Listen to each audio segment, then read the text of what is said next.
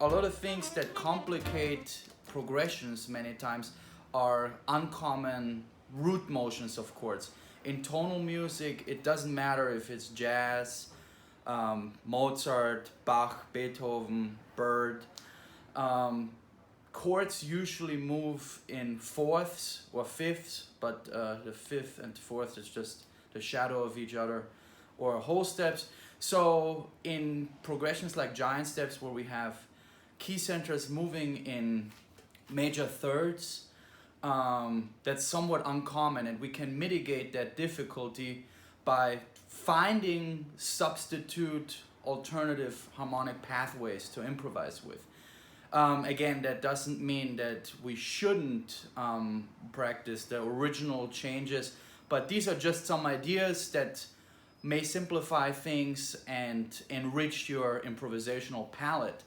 Now, the first one is relatively common, and many of you probably know that already. These two ideas can be found in the book called Navigating Changes, and it basically represents and shows you ways of simplifying other complex chord progression and other more common chord progressions in jazz.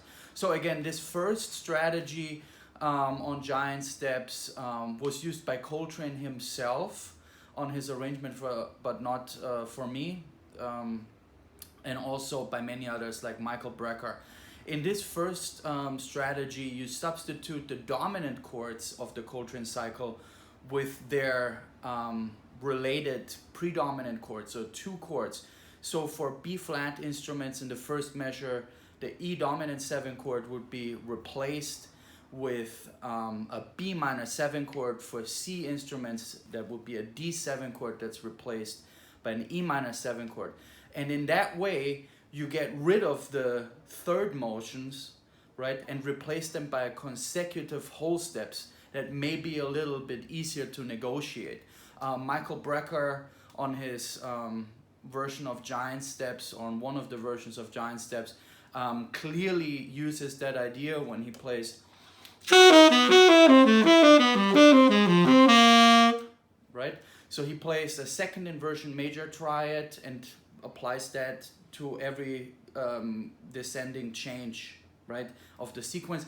Now you can take that idea and play that with any triadic inversion, right? You can do in root position, right? You can do them in root position, and you can apply 4 different directions to that, right? So let's say I go from the root, right, down. I double the root of every inversion, so this is root position. So descending, ascending,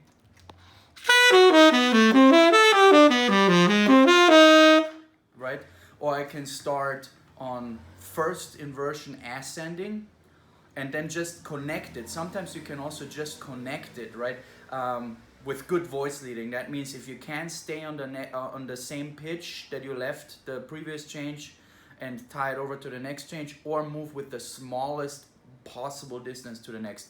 So here I start on the third of the tenor key C sharp major chord, so the first chord, and I just use that idea and apply good voice leading.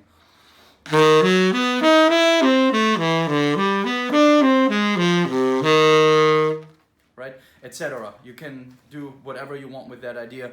And you can do that beyond the second measure also. Many of you might notice already, but the third measure of giant steps, where for C instruments we land on E flat major, you could actually continue the Coltrane cycle, right? Throughout the first 8 or 9 measures, right? So you don't have to stop at the third measure with the Coltrane cycle. After that E flat major, you could play an F sharp, dominant 7, etc. So that's the first strategy.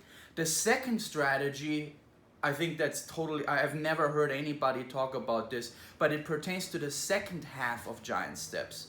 To be more precise, it actually covers measures 7 through 16. And here again, we're substituting the 2 5s that whose key centers are moving in major thirds, right, by a set of ascending major 7 chords that go up in whole steps, right? So since we're starting on measure 7, in the tenor key, there would be D flat major, and in the concert key that would be B major. And we're actually superimposing a major 7, 9, sharp 11 chords, right? And for the tenor key, since we're in D flat, we're gonna be superimposing A flat major 7, yeah, over the 7th measure. Over the 8th measure, right, since we're going up in whole steps, we're gonna do B flat major 7, sharp 11, 9 sharp 11, and so on and so forth. And we can do that until measure 15, right? I think that should make things a lot simpler, right?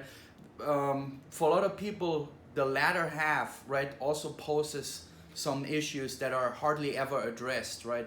And you can come up with your own patterns. One pattern I like, for example, is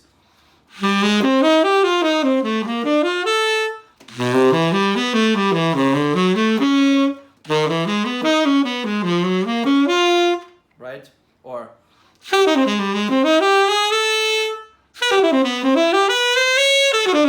right? Whatever you want. Or